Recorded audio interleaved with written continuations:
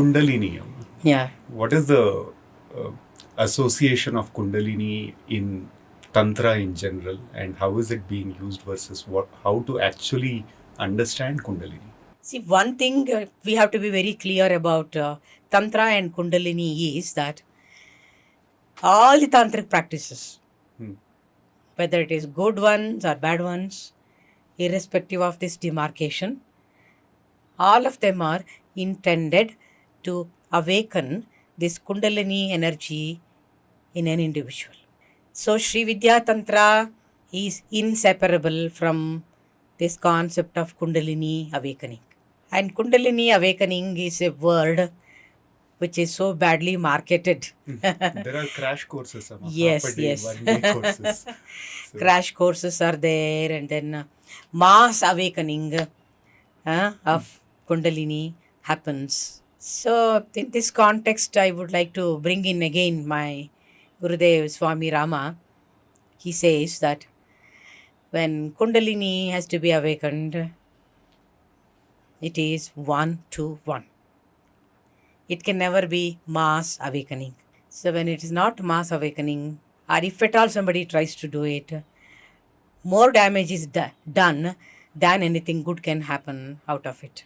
So it is the Kundalini energy is your individual energy, which is in the form of a coil, like a serpent, which is situated in the lowest second chakra in your spine. can you please explain the chakras just for the viewers? Okay. I think nowadays almost everybody is familiar with the chakras and nadis, but still it's my duty to say it. This human body has 3 layers. One is the physical body, and within this physical body is the ethereal body, or it's called pranamaya kosha. And the third one is the causal body, karana sharira. So when we talk about chakras and nadis, they don't exist in this physical gross body, which is visible, like this body made up of flesh, blood, bones, and nerves, and internal organs, brain, and so on and so forth. That is the physical body. So when we talk about chakras and nadis, they are in the ethereal body or in the pranic layer of our existence. What I mean by pranic layer, that which cannot be seen by our physical eyes. But they do exist, and the impact of the existence of nadis and chakras can be experienced, and the mind can comprehend what it is, provided we do certain yogic practices. So these chakras are 7 in number. They say Shat chakras. Shat means 6, but they are 7 in number. Differs from one explanation to another. But Tantra, Sri Vidya believe, in these 7 chakras. So they are said to be situated in your spine region.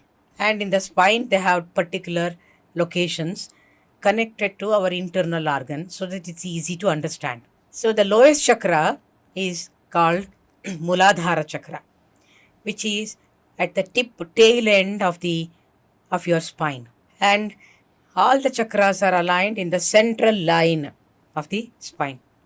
And again, that is aligned to a particular nadi in the body, in the ethereal body. So after the tip of the tail of the spine, where you can experience, cannot see, experience to the inner eye, inner experience, the Muladhara chakra, and little bit above is Swadhisthana chakra. So Swadhisthana chakra is the abode of this Kundalini Shakti, Kundalini energy. And it is in the way it is the coiled position, it also gets connected to Muladhara chakra. So we can look at a picture and then understand it better also. They are all easily available. It is usually depicted like a serpent in most of the... It's not a serpent, but when one goes through this experience of Kundalini awakening, the energy movement as an experience is like the uncoiling of the serpent, and then raising its foot, and then traveling upward until it reaches Sahasrara chakra. So it is the experience of the energy that gives a semblance to this serpentine movement.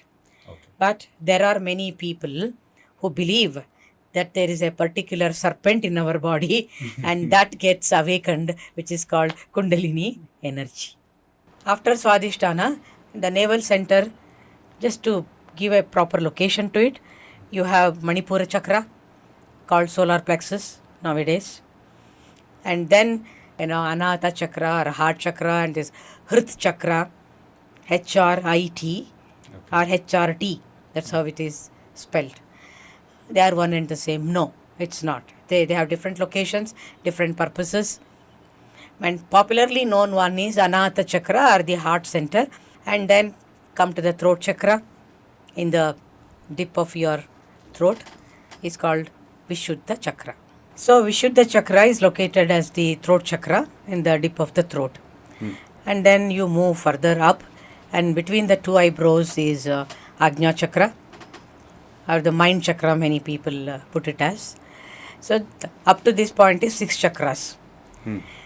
Then the final one is, according to Tantra, it's not called a chakra because it's fashioned in a different way. It's called Sahasrara chakra. But people are used to saying that one also as a chakra. Okay. So Sahasrara is also an energy center. So these Kundalini energy movement has its path as going through, piercing through each of these 6 chakras, and then it connects to Sahasrara chakra, where it resides finally. That is on the crown of the head.